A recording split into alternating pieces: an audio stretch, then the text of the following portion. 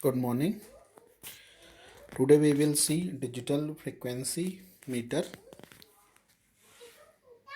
First of all, what is a digital frequency meter? Digital frequency meter is a device that is used to measure frequency of an unknown signal and display it on counter.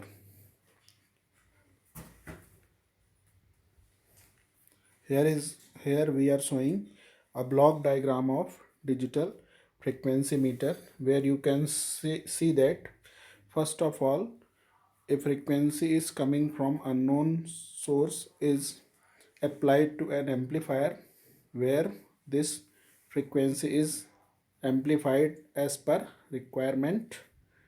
Then it is transferred to Smith trigger. Smith trigger convert this unknown frequency in square wave. Then after that we are using a gate input. Its output is depend on the clock pulse coming from the Smith trigger and other device. According to this, the counter is on off and display the counting of number. This number shows the frequency of input signal. तो हो क्या रहा है यहाँ पर कि एक frequency मान लीजिए हमारे पास कोई भी साइनोसोडियल वेव है 50 हर्ट्ज की जिसकी फ्रीक्वेंसी हमें मेज़र करनी है। तो सबसे पहले अगर हम चाहें तो इससे अकॉर्डिंग टू नीड एम्पलीफाई कर सकते हैं। देन स्मिथ ट्रिगर इसे स्क्वायर वेव में कन्वर्ट करता है। इस स्क्वायर वेव के अकॉर्डिंग हमारा जो गेट होता है जो स्क्वायर वेव होता है वो 1 क्लॉक पल्स को रिप्रेजेंट करता है, 1 फ्रीक्वेंसी साइकिल को रिप्रेजेंट करता है। तो जब ये ऑन होगा तो हमारा गेट ऑन हो जाएगा और काउंटर स्टार्ट हो जाएगा। काउंटर स्टार्ट हो जाएगा, जैसे ही ये ऑफ होगा काउंटर ऑफ हो गया। उतनी ड्यूरेशन में जितनी भी काउंटिंग आती है, फॉर एग्ज़ाम्पल मान लीजिए यहाँ से कोई 50 हर्ट्ज का सिग्नल आ रहा है जिसको हमें मेज़र करना है। तो इसके अकॉर्डिंग एक क्लॉक पल्स जनरेट हुई। तो ये क्लॉक पल्स जैसे ही जनरेट हुई तो ये काउंट करना शुरू कर देगा 0 से 1 2 3। चूँकि ये 50 हर्ट्ज है तो जैसे ये 50 हर्ट्ज काउंट करेगा इसका जो क्लॉक है वो ऑन से ऑफ हो जाएगा। तो उसी समय ये काउंटर भी ऑफ हो जाएगा और इसके काउंटर पे 50 डिस्प्ले होगा जो कि इसकी फ्रीक्वेंसी को रिप्रेजेंट करेगा। तो ये थोड़ा सा इसकी वर्किंग आइडिया हो गया। Now we will discuss in detail the working of digital frequency meter. तो this is the working of frequency meter. Here first one, the unknown frequency of signal is fed to Smith trigger. The signal may be amplified before being applied to Smith trigger. Means सबसे पहले हम जो signal है उसे Schmitt trigger को देते हैं, जिस स्मिथ ट्रिगर को देते हैं बिफोर एम्पलीफाइंग। अगर हमें ज़रूरत है तो एम्पलीफाई कर सकते हैं, अदरवाइज नहीं कर सकते। नहीं करना है तो हम नहीं करेंगे। Then in Smith trigger the signal is converted into a square wave with a very fast rise and fall time, then differentiated and clipped।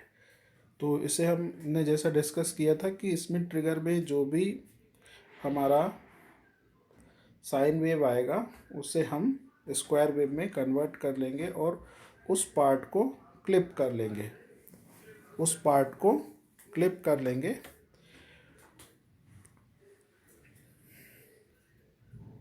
Then as a result output from a Smith trigger is train of pulse, 1 pulse for each cycle of the signal। हर एक sine wave के लिए हमारे पास एक pulse generate होगी।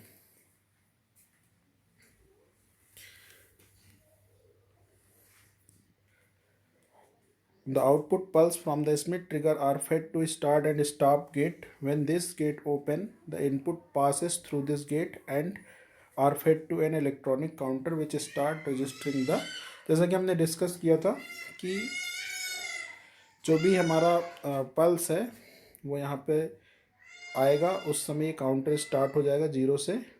मान लीजिए 50 hertz में करते हैं तो टोटल 50 तक काउंट करेगा और 50 में ये स्टॉप होगा तो यहाँ पे ये 50 शो कर देगा। तो इस तरीके से ये 50 हर्ट्ज को शो करेगा।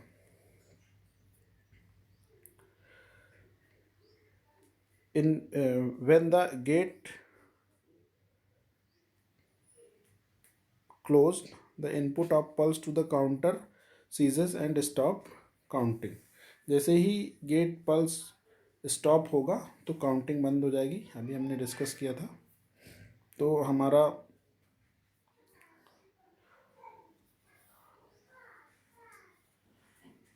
जो भी आउटपुट है वो डिस्प्ले हो जाएगा। फिर यहाँ पर हम देख सकते हैं